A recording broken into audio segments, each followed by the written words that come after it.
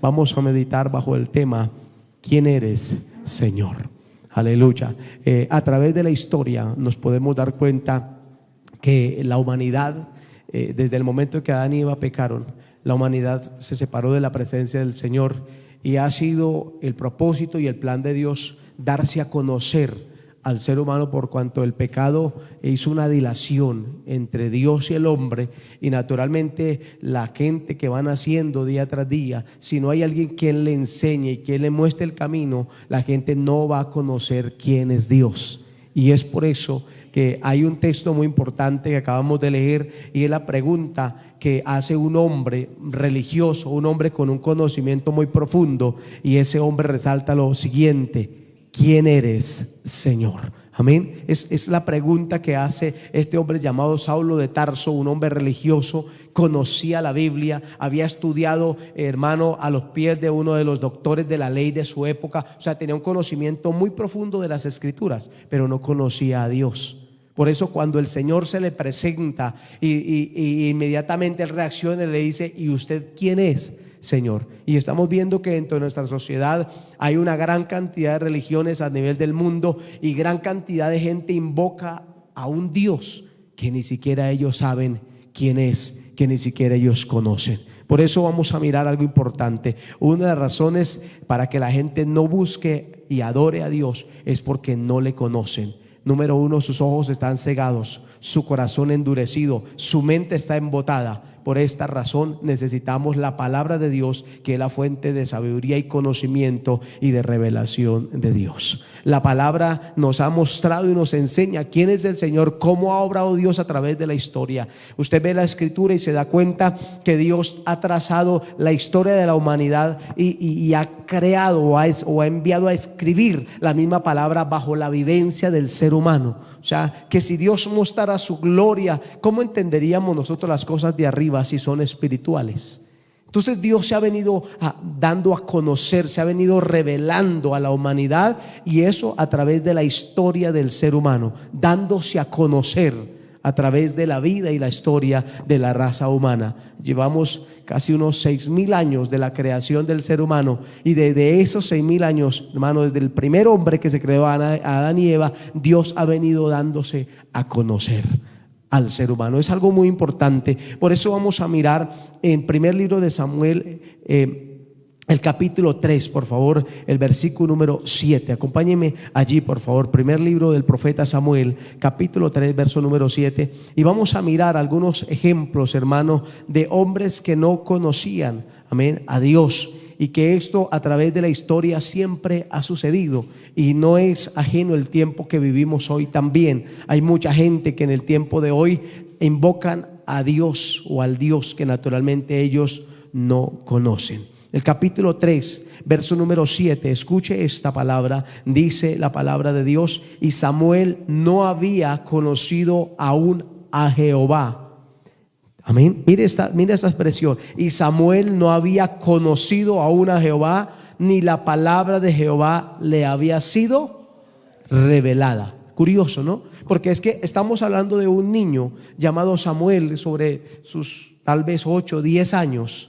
Cuando Dios le manifiesta y le habla a Samuel, usted puede ver el versículo 1, dice: el joven Samuel ministraba ¿a quién? A Jehová en presencia de Elí. ¿Dónde servía el niño? En el templo, en la casa de Dios. Amén. Cuando su madre lo llevó y lo dejó allí, Samuel comenzó a crecer en la casa y servía las cosas de Dios. Pero mire lo que dice el versículo número 2. Aconteció un día que, estando Elí acostado en su aposento, cuando sus ojos comenzaban a oscurecerse, de modo que no podía ver, o sea, ya anciano, Samuel estaba durmiendo en el templo de Jehová. O sea, el niño vivía, y de alguna manera en uno de los aposentos del templo, ahí estaba Samuel. Dice: donde estaba el arca de Dios, y antes que la lámpara de Dios fuese apagada, Jehová llamó a Samuel. Amén. ¿Jehová qué? Llamó a Samuel, y él respondió: heme aquí. Y corriendo luego a Elí. Cuando él dice heme aquí, no es que le haya respondido a Dios, porque él no conocía a Jehová, según el versículo número 7. Y Samuel no había conocido aún a Jehová, sino cuando él dijo, heme aquí, él se levanta y sale de su cuarto y corre a donde está el sacerdote Elí. Y el verso 5 dice, y corriendo luego a Elí dijo, heme aquí, ¿para qué me llamaste?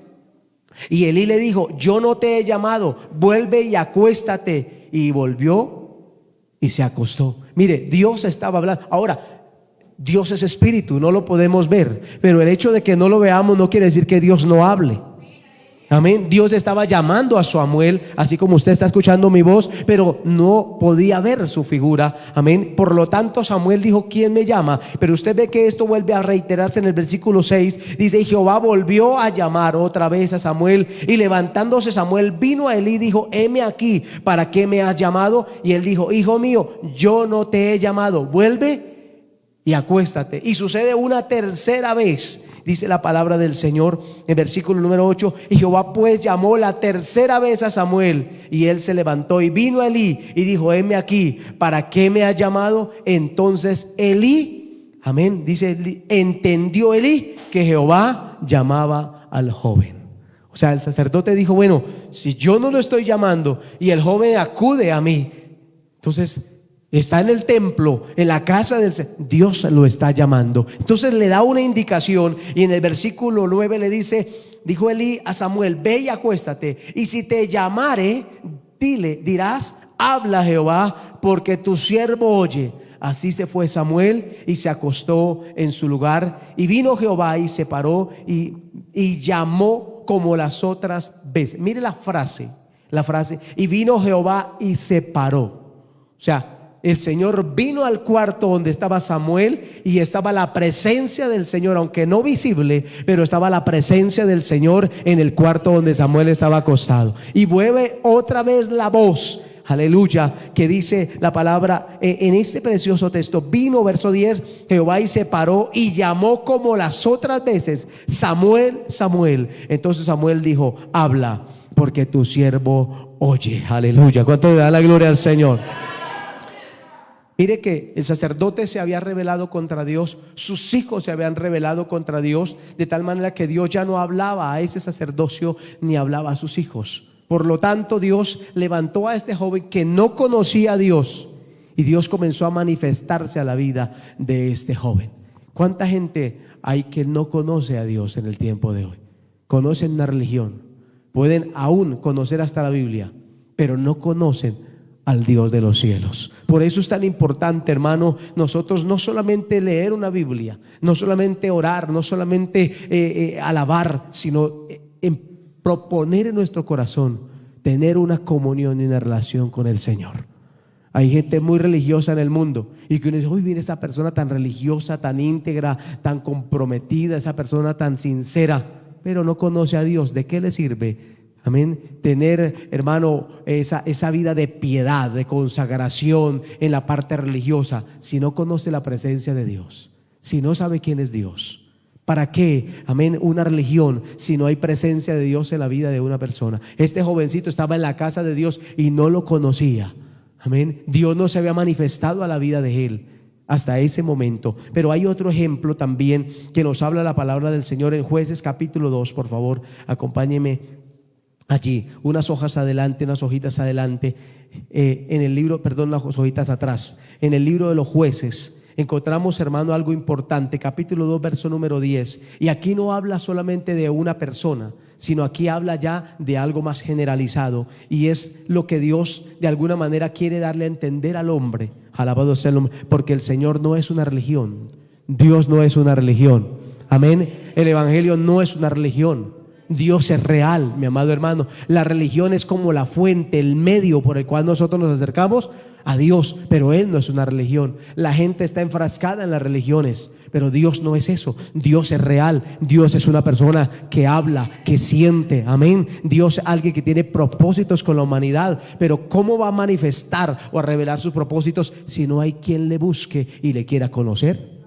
Por eso es tan importante, capítulo 2, versículo número 10. Mire lo que dice esta escritura. Dice, y toda aquella generación también fue reunida con sus padres. Y lea conmigo esa siguiente parte, por favor. Y se levantó después de ellos otra generación que no conocía a Jehová ni la obra que él había hecho por Israel. Mire, no está hablando de una persona, se levantó una generación. Tremendo, otra generación. ¿Cuál generación se levantó? Recuerde, hablemos desde el tiempo de Josué hacia atrás. Josué vino a ser el sucesor de Moisés. Josué llevó por el desierto, ¿cierto? Parte del desierto, y entró al pueblo de Israel a la tierra prometida. ¿A quiénes? A los que habían sacado de Egipto. Josué entró a esos jóvenes de 20 años hacia arriba, de 20 años hacia atrás, perdón, ¿sí? Porque los de 20 años hacia arriba murieron en el desierto. Los que salieron de Egipto, esa generación de 20 años hacia adelante, murió en su gran mayoría en el desierto por rebeldía, por desobediencia, por incredulidad, hermano, por no atender al mensaje. Esa generación que le dio Dios una promesa de que entraría en la tierra prometida, y por incrédulos no entraron y murieron en el desierto. Pero la generación de 20 años hacia atrás entraron a la tierra prometida, y esa generación vio la gloria de Dios. Esos que salieron de Egipto de 1 añito, de 2 añitos, amado hermano, que ahora habían crecido en medio del desierto. Esa generación nueva fue la que entró a la tierra prometida. Pero antes de entrar a la tierra prometida, ellos recuerdan en su niñez haber visto la gloria de Dios en el desierto. Ellos recuerdan, algunos de ellos, cuando el mar se abrió y ellos pasaron por en seco. Ellos recordaron cuando Moisés golpeó la roca y vertió agua de la roca para saciar su sed. Ellos vieron cuando miles de codornices vinieron y llenaron el campamento, y aún los proveyeron de carne, de alimento, para que se sustentaran. Ellos vieron cómo el maná, hermano, crecía en medio del desierto. Era como una semilla, como un tipo de cilantro que se crecía allí, y ellos iban y recogían, y durante 40 años en el desierto el pueblo pudo ser provisto de bendición y de alimento. Ellos vieron todo esto, amado hermano. Pero luego que Josué introduce al pueblo, hermano, en la tierra prometida por la promesa que Dios les había dado desde Egipto, esa generación que creció de esos 20 años hacia atrás, hermano, y murió, toda esa generación murió luego. Y después de ellos, aún muere Josué, y después de eso se levanta una generación totalmente nueva. Viene, hermano, a surgir una generación totalmente, hermano, digamos que tenía un desconocimiento de todas las cosas que había pasado en Egipto, y que había pasado en el desierto, y que había pasado, hermano, en el momento de poseer la tierra. Esa generación que se levantó fue una generación que comenzó a ver ya el terreno que Dios les dio, la tierra prometida, ya construida, ya edificada, ya formada. Ellos, cuando se levantaron, hermano, vieron muchas cosas. Es un ejemplo como esta iglesia, como la iglesia. Muchos jóvenes que comienzan, muchos niños que han nacido el día de mañana no saben cómo comenzó una iglesia, cómo comenzó una congregación. Esta congregación inició en la casa de la hermana, ¿sí? Empezó en la casa de una persona, con un líder que viene de otro municipio. Amén. Y comienza, hermano, a forjarse y a formarse las estructuras de una congregación. Comienza un evangelismo y un trabajo. Este templo no fue el primer lugar que se alquiló, fue otro lugar.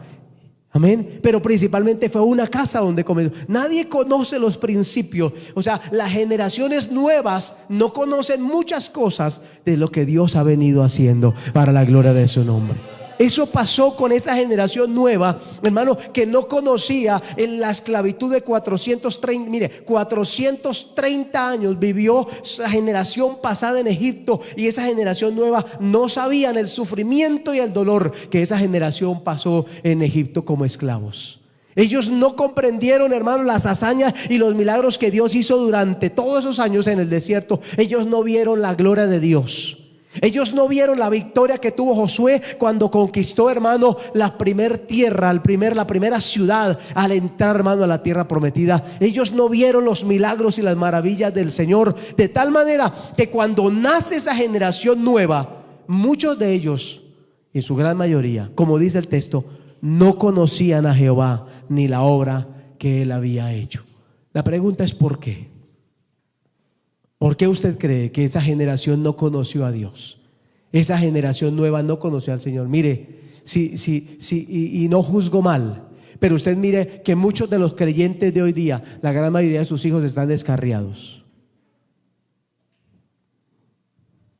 Esa generación de nuestros hijos, ¿cierto? De algunos de los hijos de los creyentes que se han levantado descarriados, van a tener más hijos. Y esos hijos de esos descarriados, esa generación nueva que se va a levantar, no va a conocer a Dios. Eso es lo que nos dice la palabra del Señor. Usted y yo conocemos al Señor y adoramos y honramos a Dios con todo nuestro corazón y le alabamos y le exaltamos. Pero ¿qué de nuestros nietos? ¿Van a conocer a Dios? Mire la generación que se está levantando el tiempo de hoy. Esa generación no conoce a Dios. Esa juventud no conoce al Señor. Esa juventud cree que Dios no existe. Esa juventud cree que eso es una invención de la religión, que eso es un dogma, amén, de los hombres, un invento de los hombres para presionar la humanidad, para que hagan lo que los demás quieren. Ellos piensan eso porque ellos se están levantando, hermano, con un pensamiento de rebeldía, de obstinación, hermano, y por esa causa ellos no quieren aceptar el gobierno y el dominio de Dios, porque como físicamente no lo ven, entonces piensan que por el hecho de no verlo, entonces es que no existe.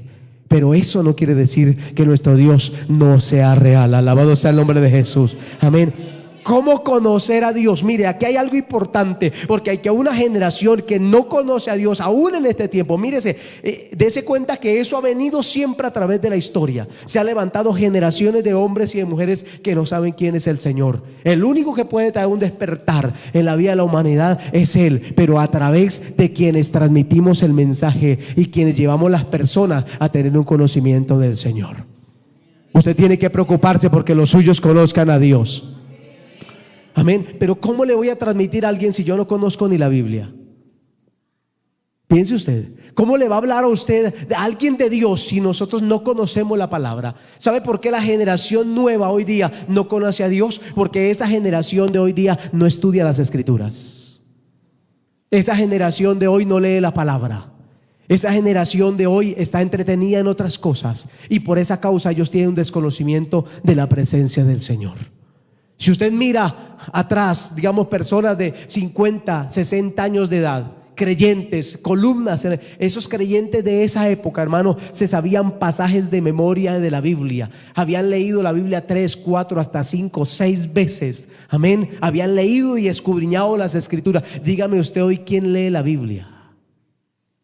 ¿Quién la escudriña? ¿Quién se memoriza un texto bíblico? ¿Cómo va a transmitir algo que no hay? ¿Cómo se va a enseñar algo que no se conoce y que no se sabe? ¿Cómo vamos nosotros a enseñar algo, hermano, que en alguna manera yo no he estudiado? Por eso la generación que viene no conoce a Dios. Cuando un niño le dice al papá, papá, ¿quién es Dios?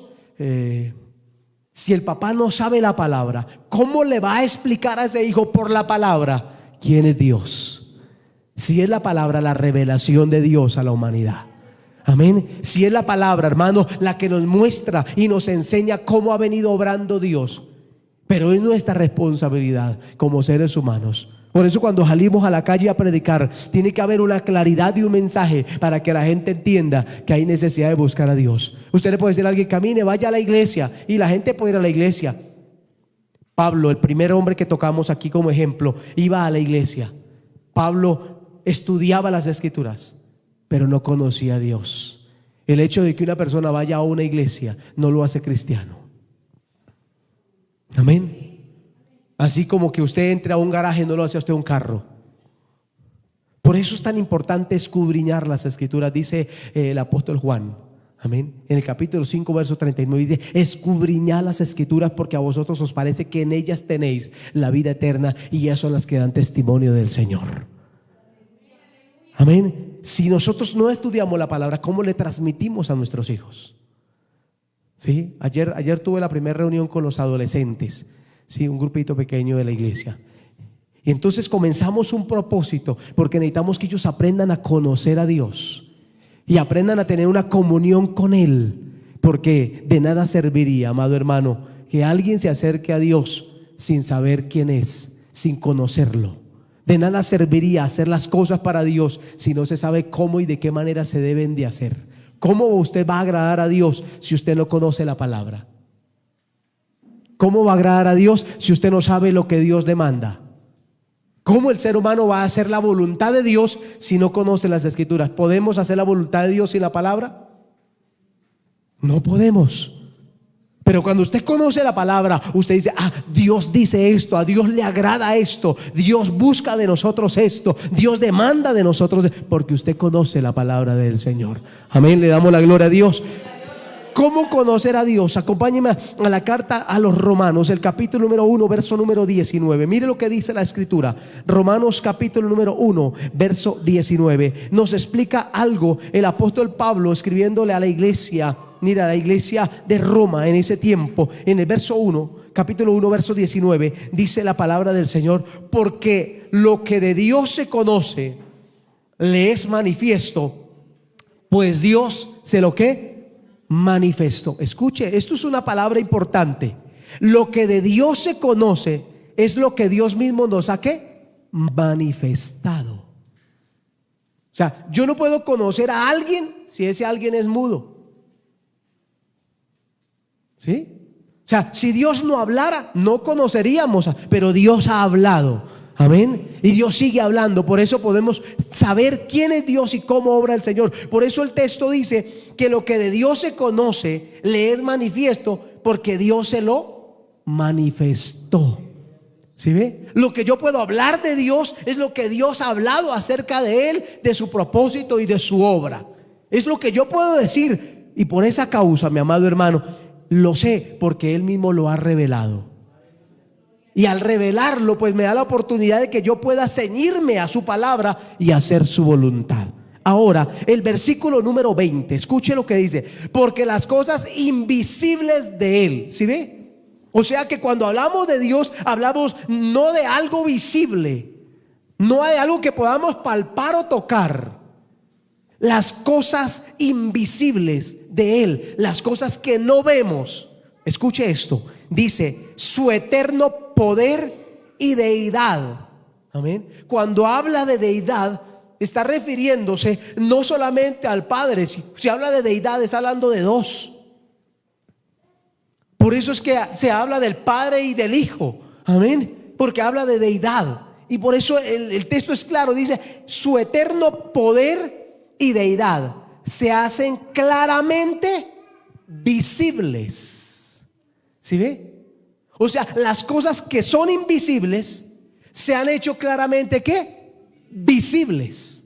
O sea, que lo que no vemos ha salido, se ha exteriorizado, se ha mostrado, se ha manifestado. ¿Cómo? ¿De qué manera? Mire lo que dice la palabra del Señor: se hace claramente visible desde la creación del mundo, siendo entendidas por medio de las cosas que hechas, de modo que no tienen excusa.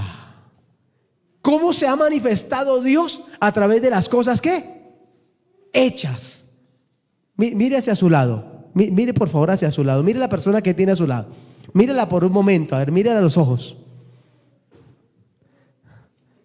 ¿Sabe que usted y yo fuimos una creación de Dios?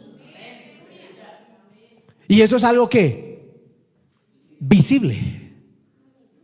Pero según la ciencia, dice que nosotros salimos de la nada. ¿Cierto que sí? Nos comenzamos a formar de la nada. Hay que tener más fe para creer en eso que para creer lo que dice la palabra del Señor. Amén, ¿cierto? Hay que tener más fe para creer que hubo una explosión, ¿cierto? Y de esa explosión, hermano, se formó todo el universo. Y precisamente se formó una tierra, ¿cierto? Como esta perfecta, con agua, ¿sí? Y luego por el agua subsiste. Nosotros subsistimos por el agua. El 80% del hombre es agua, ¿sí? Y perfecto. ¿Cómo es que de una explosión? Dijo alguien: vaya a coger una moto 80, esa chiquitica, ¿cierto? Métale una dinamita, ya explótela. Y cuando pase el humero va a aparecer una Pulsar 250. Eso es ilógico. Sí, me hago. O sea, de una explosión no queda nada, ¿sí? Entonces, ese es el eslabón perdido de la ciencia. Están buscando, hermano, un eslabón para encajar todo y decir, si ve que nosotros venimos de la nada, pero es que si la nada no es nada, ¿cómo puede surgir algo de la nada? No se puede. Por eso la Escritura dice que se hace claramente visible desde la creación del mundo, siendo entendidas. Vea, podemos entender, amén, por medio de las cosas hechas. Yo estos días estaba hablando acerca de la cadena alimenticia con alguien, no me acuerdo con quién fue. Hablaba acerca de la cadena alimenticia. Sí, eso nos lo enseñaron por allá como en segundo, tercero de primaria. Sí, los que estudiaron, amén, porque algunos pasaron por el colegio, pero echando piedra. Pero eso lo enseñaron allá, ¿cierto?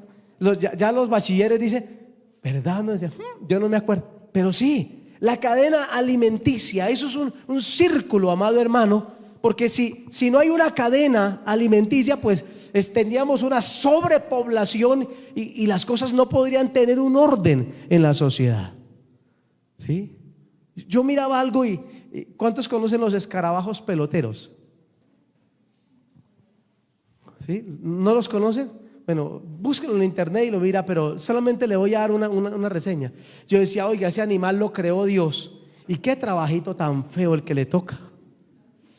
Él es el encargado de tomar el estiércol de los animales, ¿sí?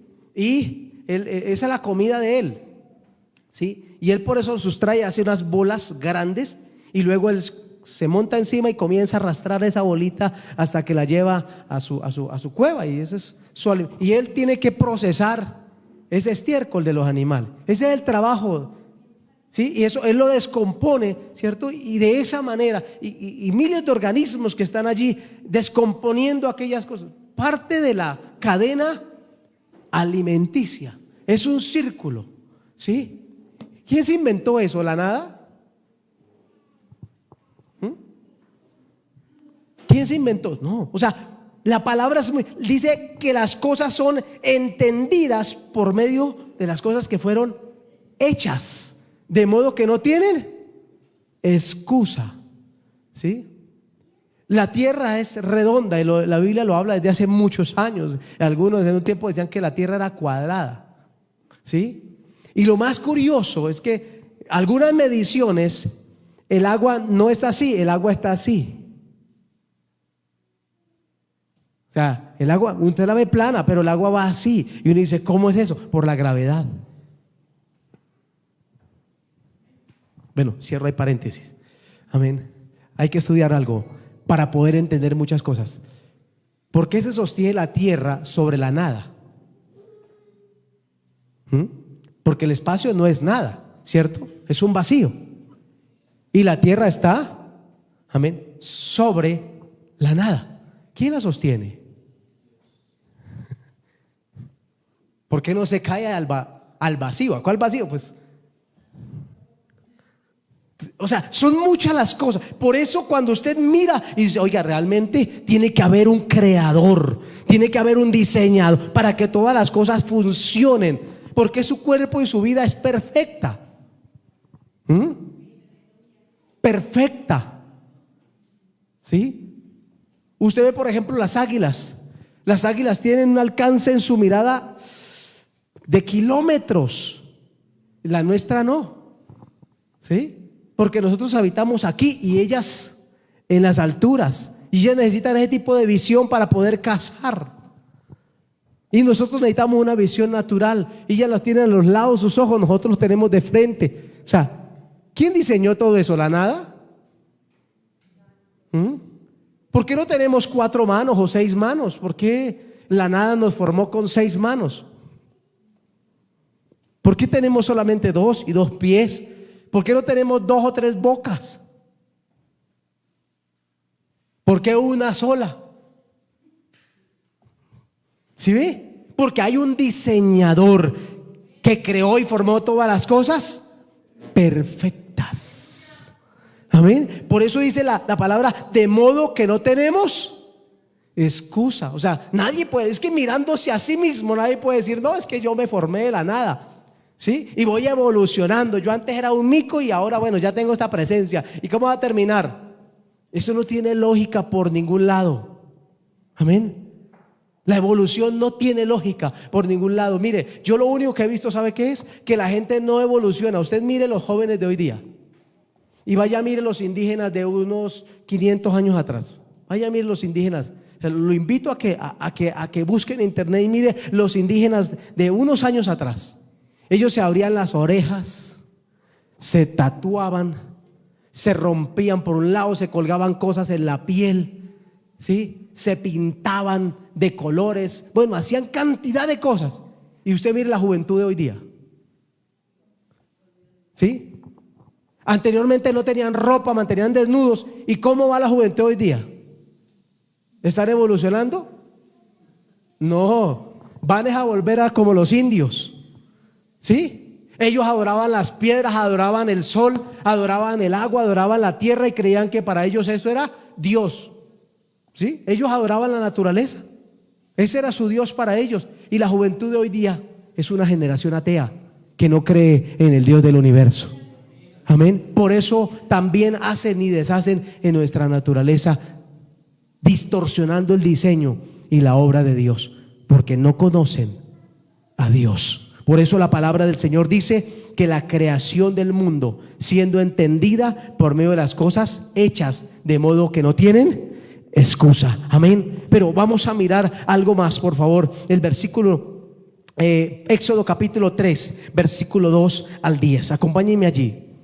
Éxodo capítulo 3, versículo número 2. Vamos al Antiguo Testamento y vamos a mirar el ejemplo de este hombre, mi amado hermano, que se formó en Egipto durante su estadía allí, en Éxodo capítulo 3, verso 2. Y este hombre, aunque había oído hablar o llegó a hablar, a escuchar de que vendría un Salvador para restaurar y sacar al pueblo de Israel de la esclavitud, capítulo número 2, capítulo 3, verso 2 dice, escuche esto: y se le apareció Jehová, se le apareció el ángel de Jehová en una llama de fuego en medio de una zarza. Y él miró y vio que la zarza ardía en fuego y la zarza no se consumía. Lea conmigo versículo 3. Entonces Moisés dijo: iré yo ahora y veré esta grande visión, porque causa la zarza no se quema. La zarza es un árbol que naturalmente está en los desiertos y por lo general vive seco. Solamente en los tiempos cuando viene la lluvia, él vuelve y reverdece. Pero hay muchísimas zarzas en el desierto, y por el intenso calor naturalmente ya se queman, prenden fuego y se consumen.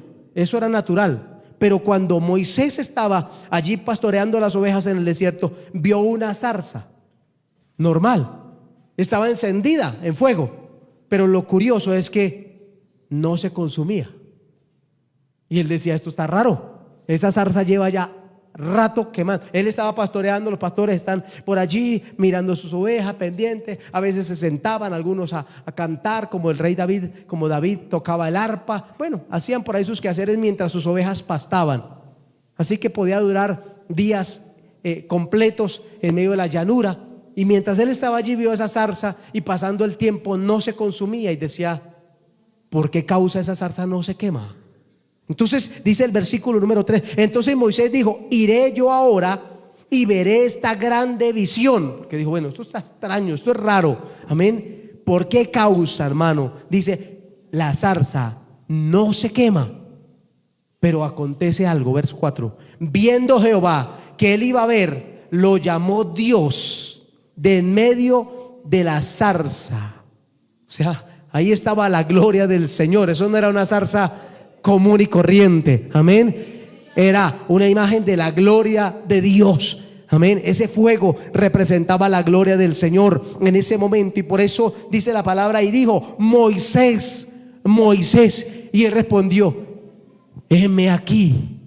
Y dijo: no te acerques, quita tu calzado de tus pies, porque el lugar en que tú estás, tierra santa es. Y Dios se le presenta. ¿Sí? Usted ha llegado a saludar personas: muy buenos días, le estrecha la mano, ¿cómo está? Y uno dice, mucho gusto, mi nombre es fulano de tal. Vengo con este propósito. Y comienza a hablar para presentarse y saber qué es lo que quiere. Eso hizo Dios con Moisés, porque Moisés no conocía a Dios, ni sabía realmente quién era, ni cuál era su propósito. Y ahí vemos, hermano, mire lo que dice la palabra en el verso 6. Le dijo, yo soy el Dios de tu padre. ¿Sí? ¿Cuánto le da la gloria al Señor? ¿Quién era el padre de Moisés?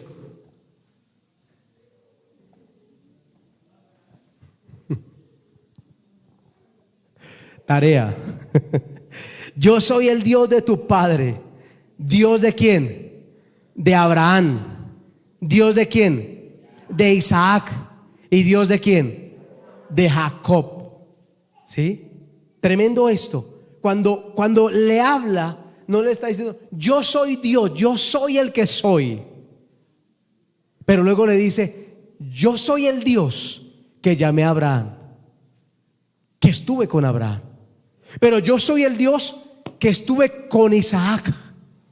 Amén. Comienza a mostrarle quién era él realmente. ¿Abraham conocía a Dios? Claro. ¿Isaac conocía a Dios? Claro que conoció al Señor. ¿Quién le enseñó a Isaac que Dios existía? Abraham. Amén. Sí me hago entender. Mire, es algo que se transmite y se enseña, y por naturaleza uno decide buscar y conocer al Señor. Y luego termina esa frase y dice, yo soy el Dios de Jacob. O sea, soy el Dios que levantó la nación de Israel, la nación que estaba en Egipto. Cuando le dice, yo soy el Dios de Jacob, le está diciendo, yo soy el Dios de ese pueblo que está esclavo en Egipto. Y luego le dice las palabras, allí en esa presentación le dice la palabra, entonces Moisés cubrió su rostro porque tuvo miedo de mirar a Dios. Cuando él comprendió quién era el que le estaba hablando, inmediatamente él se inclinó e hizo reverencia, porque dijo, él es el Dios, amén, prometido, el Dios que creó el cielo y la tierra y todas las cosas. Alabado sea el nombre del Señor. Aleluya. Y después de presentarse, Dios le dice, yo tengo un propósito, Moisés, por eso me he manifestado a su vida. Y dijo luego Jehová, verso 7, bien he visto la aflicción de mi pueblo que está en Egipto, he oído su clamor a causa de sus exactores, pues he conocido sus angustias, y he descendido para librarlos de mano de los egipcios y sacarlos de aquella tierra a una tierra buena y ancha, a tierra que fluye leche y miel, a lugares del Cananeo, del Eteo, del Amorreo, del Fereceo, del Ebeo y del Jebuseo. El clamor pues de los hijos de Israel, mire, la oración, la súplica, el ruego, la angustia, dice esta palabra del Señor, que ha venido delante de mí, y también he visto la opresión con que los egipcios los oprimen. Ver por tanto ahora, y te enviaré a Faraón para que saques de Egipto a mi pueblo, los hijos de Israel. Dios se presentó a Moisés y le dijo quién es, y después le dijo cuál era el propósito que tenía. Dios también nos habla hoy, porque Dios, hermano, sabe que mucha gente no lo conoce. Y necesitamos nosotros. ¿Usted no ha presentado amigos? ¿Cierto? Mire, le presento a fulano de tal. Él es esto y eso. Nosotros tenemos que presentarle a la gente a Dios. Necesitamos presentarle al Señor a las personas y decirle a través de las Escrituras quién es el Señor. Uno cree que la gente conoce a Dios. Uno piensa que la gente, es que ya se les ha predicado el evangelio. Y la gente, ¿sabe qué la gente conoce? La gente conoce los evangélicos. Pero ¿conocen al Dios de los evangélicos? La gente no conoce al Dios de los, conoce a los evangélicos, conoce los malos testimonios de los evangélicos, conocen los buenos testimonios de los evangélicos, conocen las iglesias de los evangélicos, conocen que los evangélicos cargamos Biblias, conocen aún los coros de los evangélicos, conocen, hermanos, muchas cosas de los evangélicos, pero no conocen al Dios de los evangélicos. Y tenemos que darlo a conocer. Amén. Moisés conocía al pueblo de Dios, nació allá. Moisés conocía la crisis y la dificultad que el pueblo de Dios vivía en Egipto. Moisés conocía que vendría un libertador y que Dios existía y que era el Dios de Israel, pero él no conocía a ese Dios. ¿Por qué Moisés no conocía a Dios? Porque Moisés se levantó, se formó en la casa de Faraón. Él hubiera sido un segundo faraón. Amén. Un faraón realmente. Pero a los 40 años él mató a un egipcio y por esa causa tuvo que huir al desierto. Y en el desierto, hermano, allá se encontró con Jetro y luego se casó con Séfora y se convirtió en pastor de ovejas 40 años más. 80, y a los 80 años se le manifestó Dios y lo llevó a Egipto y lo llevó a que llevara al pueblo por el desierto otros 40 años más. O sea, que durante 80 años Moisés no conocía quién era Dios hasta ese día cuando Dios se le manifestó, cuando Dios se dio a conocer a él. ¿Sabe cuánta gente hoy día puede estar en una iglesia y no saben quién es Dios? Pueden conocer la Biblia, puede cantar hasta coros y no saben quién es Dios. No tienen una relación personal con Él. Por eso es tan importante, amado hermano, que usted y yo tengamos una claridad y vayamos a las Escrituras y como dijo este hombre llamado Pablo: Señor, ¿qué quieres que yo haga? Moisés entendió algo y a través de la vida y el ministerio de este hombre, un día Dios se desagradó del pueblo por la rebeldía y el Señor le dijo a Moisés: no voy a ir más con ustedes, me voy a apartar y voy a enviar mi ángel para que los resguarde y los guíe por el camino. Moisés conocía quién era Dios y el tener la presencia de Dios la conocía claramente, la importancia de la presencia de Dios en su vida. Por lo tanto, Moisés dijo: Señor, si tu presencia no ha de ir con nosotros, no nos saques de este lugar. O sea, no queremos ir a ningún lugar si usted no está con nosotros. ¿Cuántas personas, hermano, viven una vida religiosa sin la presencia de Dios? Ni en sus hogares, ni en sus casas, ni con sus familias.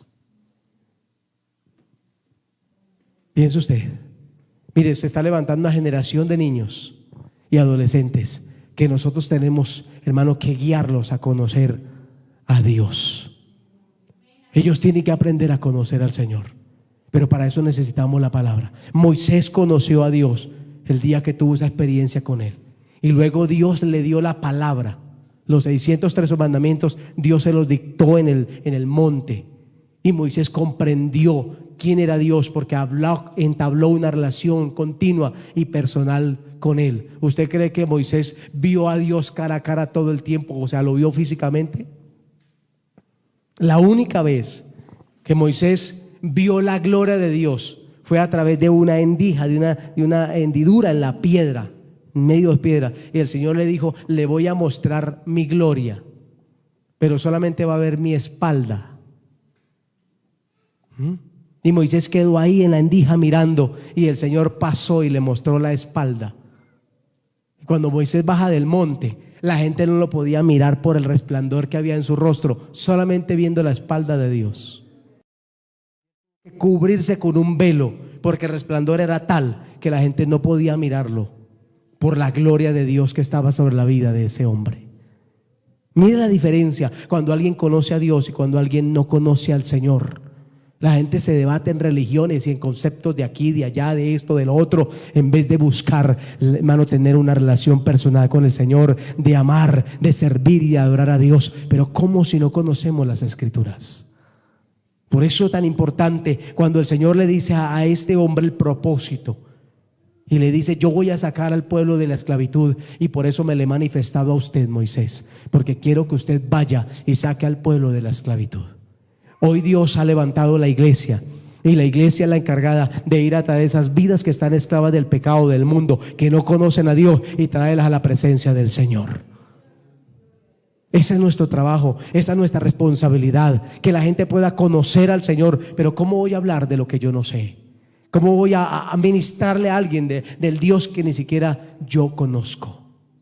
Por eso es tan importante, hermano, las escrituras. Vamos a ir a un ejemplo más. Gloria al nombre del Señor. Hebreos capítulo número 1. Acompáñenme allí. Hebreos capítulo número 1, el versículo número 1 y 2. Y en el Nuevo Testamento, Dios se ha dado a conocer aún más. En este tiempo, en este último tiempo, la palabra de Dios nos habla algo muy importante. En el capítulo número 1, verso número 1 de la carta a los Hebreos, nos dice lo siguiente el Señor: Dios, habiendo hablado muchas veces. ¿Habla Dios? Dios habla, amén. ¿Y cuántas veces ha hablado? Muchas veces. Dice, y de muchas maneras. O sea, que Dios no utiliza solamente el verbo, también utiliza otros medios para Dios hablarnos. Alguien dijo en cierta ocasión: es que yo quería hacer ciertas cosas y no sé, todo me salió mal. Dios le está hablando, amén, le está diciendo: por ahí no es, todas las puertas se le han cerrado, nada le sale bien. Dios le está hablando, y la persona llega al momento donde dice: no, ya no puedo más por aquí, ¿qué tengo que hacer? Vuélvase a buscar la voluntad de Dios, y entonces Dios lo va a guiar. Dios, habiendo hablado muchas veces y de muchas maneras en otro tiempo a los padres. ¿Por qué? Por los profetas. Ahí está el Antiguo Testamento. En el Antiguo Testamento Dios habló muchas veces y de muchas maneras a los padres, o sea, a esos hombres espirituales. Los habló a través de los profetas. Pero en el versículo 2, léalo conmigo, por favor. En estos posteros días nos ha hablado por el Hijo, en quien constituyó heredero de todo y por quien asimismo hizo el universo. O sea, que en este tiempo Dios nos está hablando es a través de Jesucristo. Amén. Por eso tenemos 4 evangelios, y en los 4 evangelios nos hablan quién es Cristo. ¿Ya los leyó? ¿Ha escudriñado quién es Cristo? Es tan importante eso, porque dice que en estos posteros tiempos nos ha hablado a través del Hijo, a través de Jesucristo. O sea, hoy necesitamos, para conocer al Padre, necesitamos conocer al Hijo. Amén. Saber quién es el Hijo y cuál es el propósito del Hijo.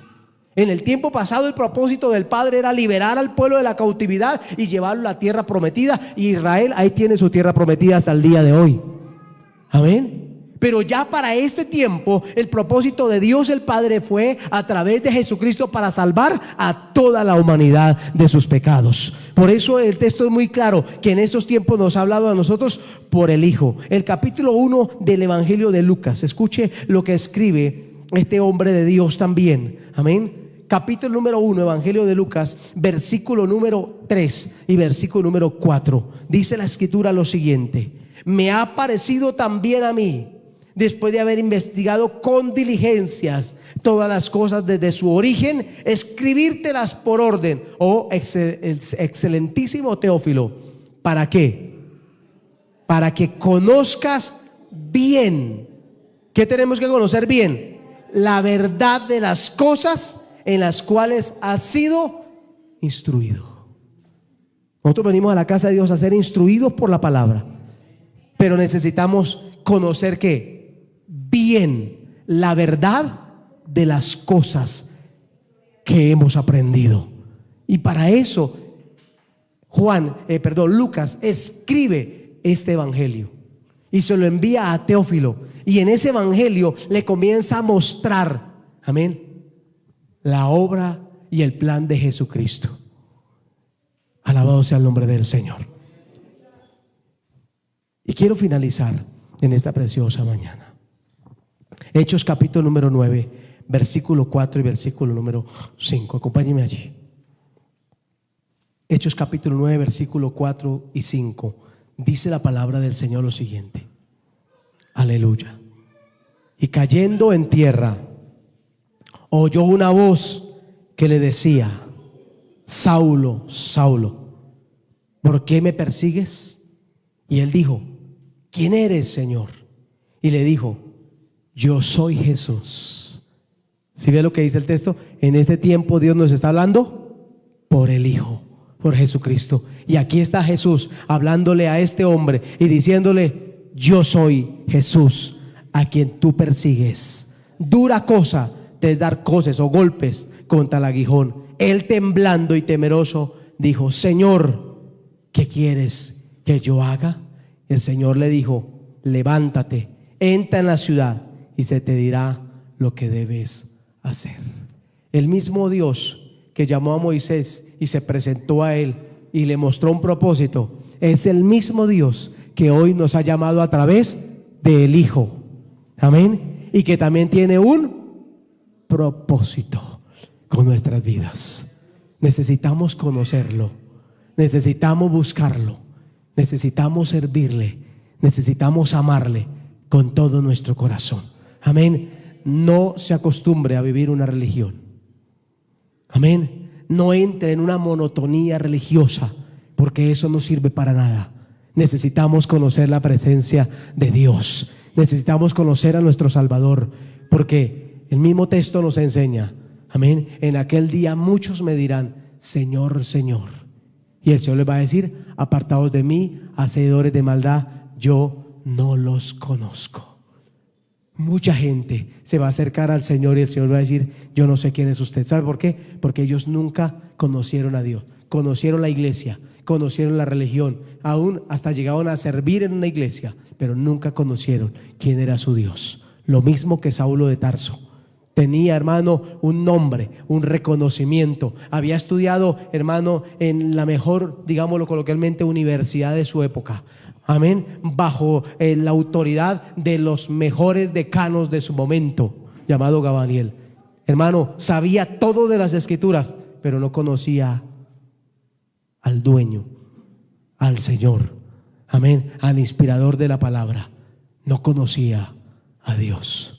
Por eso ese día que se le manifestó, este hombre tuvo un cambio total y radical en su vida. En el versículo número 19 dice la palabra: y habiendo tomado alimento, recobró fuerzas, y estuvo Saulo por algunos días con los discípulos que estaban en Damasco.